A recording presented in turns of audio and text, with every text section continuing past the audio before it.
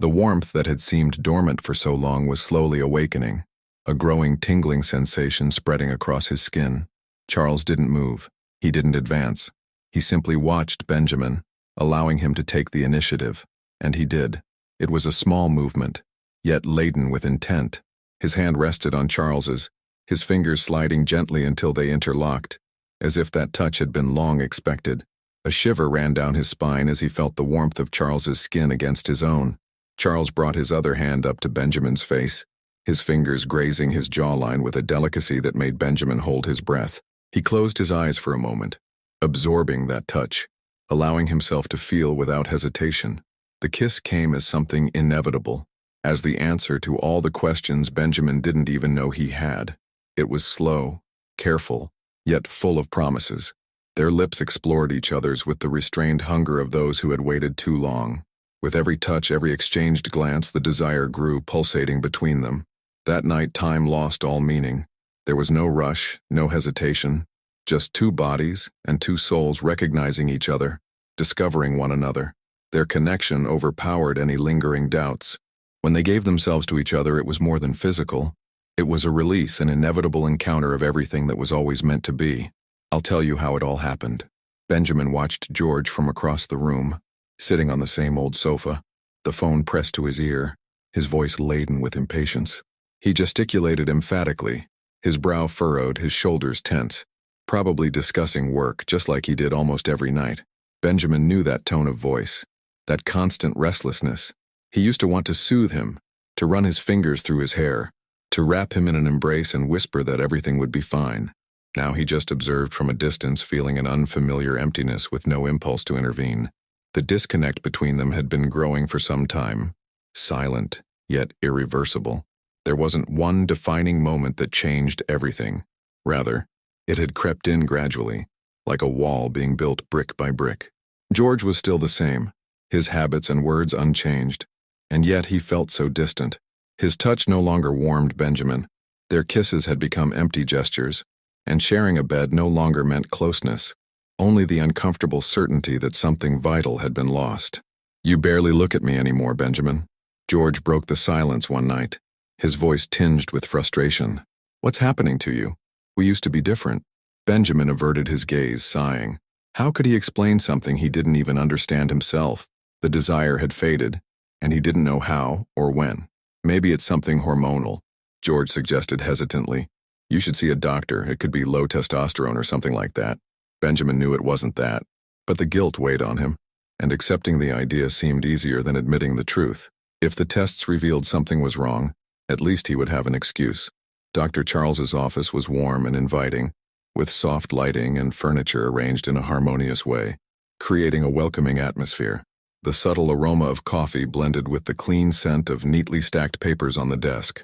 Benjamin felt surprisingly at ease there, something he hadn't expected.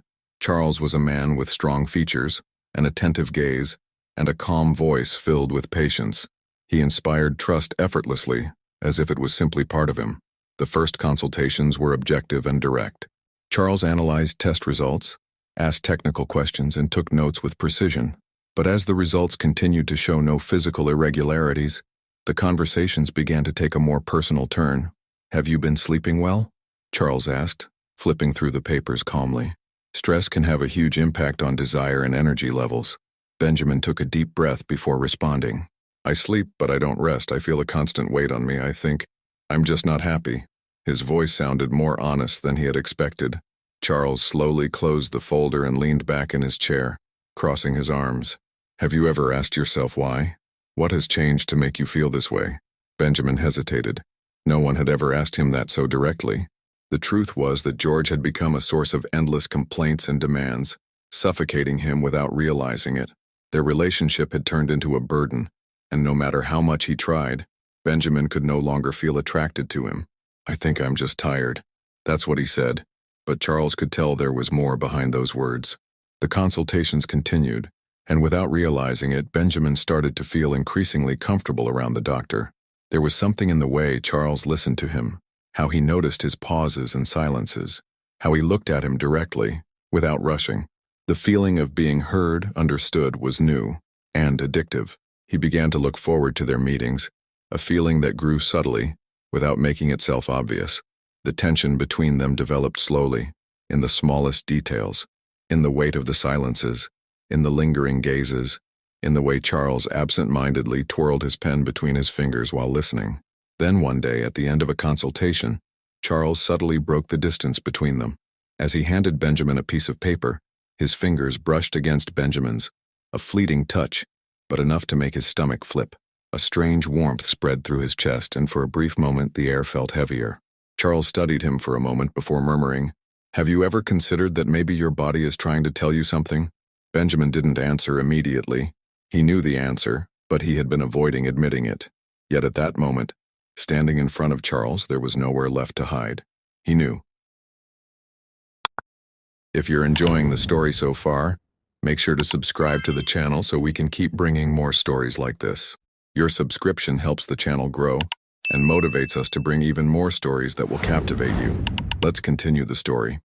The connection happened naturally, without rush, without guilt, as if it had been predestined. At first, Benjamin hesitated to admit what he felt, but over time it became impossible to ignore how his body reacted to Charles's presence. He noticed that he smiled more when he was around him, that their conversations flowed with an unfamiliar ease, and that being close to the doctor brought a sense of peace he hadn't felt in a long time. Small moments began to stand out. A lingering gaze that lasted longer than necessary, a brief touch that seemed to linger on his skin for hours, a conversation that, without realizing, extended well beyond the consultation time. Even a simple excuse for coffee became an event Benjamin looked forward to. Desire grew in subtle gestures, in the words spoken and in those left hanging in the air. It was on a rainy afternoon that everything changed. Benjamin was no longer a patient. He no longer needed consultations as an excuse. Charles invited him for a glass of wine at his home. A simple invitation, yet one that carried a silent weight. The atmosphere was cozy, illuminated by soft lighting that cast delicate shadows on the walls. The aroma of wine mixed with the woody scent of the space, making everything even more intimate, more natural. "You seem lighter," Charles remarked, as he handed him a glass of wine, his gaze attentive. "How have you been feeling?" Benjamin smiled. For the first time in a long while, he didn't need to search for an answer. "Better," he replied without looking away. The silence between them stretched, not as something uncomfortable, but as something dense, loaded with meaning. Benjamin realized that it wasn't just his mind that was present. It was his entire body, too. The warmth that had seemed dormant for so long was slowly awakening, a growing tingling sensation spreading across his skin. Charles didn't move. He didn't advance. He simply observed Benjamin, allowing him to take the initiative, and he did. It was a small movement, yet laden with intent. His hand rested on Charles's, his fingers sliding gently until they interlocked, as if that touch had been long expected. A shiver ran down his spine as he felt the warmth of Charles's skin against his own. Charles brought his other hand up to Benjamin's face, his fingers grazing his jawline with a delicacy that made Benjamin hold his breath. He closed his eyes for a moment, absorbing that touch, allowing himself to feel without hesitation. The kiss came as something inevitable, as the answer to all the questions Benjamin didn't even know he had. It was slow, careful, yet full of promises. Their lips explored each other's with the restrained hunger of those who had waited too long. With every touch, every exchanged glance, the desire grew, pulsating between them. That night, time lost all meaning. There was no rush, no hesitation, just two bodies and two souls recognizing each other, discovering one another. Their connection overpowered any lingering doubts. When they gave themselves to each other, it was more than physical.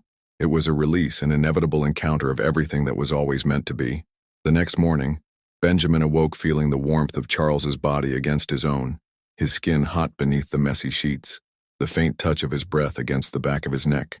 For a moment he remained still, simply absorbing that sensation of comfort and belonging. The room was silent, filled only with the rhythmic sound of Charles's deep, peaceful breathing. The golden morning light filtered through the gaps in the curtains, casting a soft glow and creating delicate shadows across the furniture and crumpled sheets. Benjamin turned slowly, not wanting to break the moment. His eyes traced the sleeping features of Charles, the relaxed lines of his face, the peaceful expression, as if he were dreaming of something that brought him serenity. His lips were slightly parted, his eyelashes casting delicate shadows on his skin. The sight made Benjamin smile. It had been so long since he had woken up next to someone while feeling something so genuine, so real. The truth was there, clear as the morning light beginning to brighten the room. It was never about hormones. His body had simply been resisting what no longer fulfilled him, what had become empty, worn out. George was never the problem, nor the solution. What had driven him away was the absence of real desire, the lack of connection, the futile attempt to hold on to something that no longer existed. Now, beside Charles, everything made sense. Charles stirred slightly, as if sensing Benjamin's quiet gaze. A soft sigh escaped his lips before he slowly opened his eyes, adjusting to the gentle brightness of the room. He blinked a few times before meeting Benjamin's gaze, and when he did, there was no hesitation, only the calm certainty of someone who doesn't need words to understand what is happening.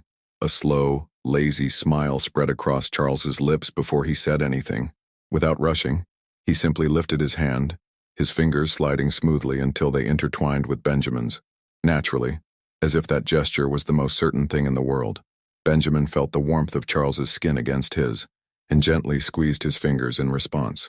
Neither of them broke the silence. There was no need. Everything they needed to say was there, in the way they looked at each other, in the way their hands remained entwined, in the way their breathing fell into sync. The future, still uncertain, a blank page waiting to be written. But for the first time in a long while, Benjamin wasn't worried. The weight he once carried no longer existed. He simply took a deep breath and allowed himself to feel, allowed himself to be present, whole in the moment that was theirs alone. And that was enough. Comment below what you would do in their place. Would you fight it, hide your desires, or give in completely? If you enjoyed it, like and share when no one is looking. And don't forget, betrayal is not subscribing to the channel.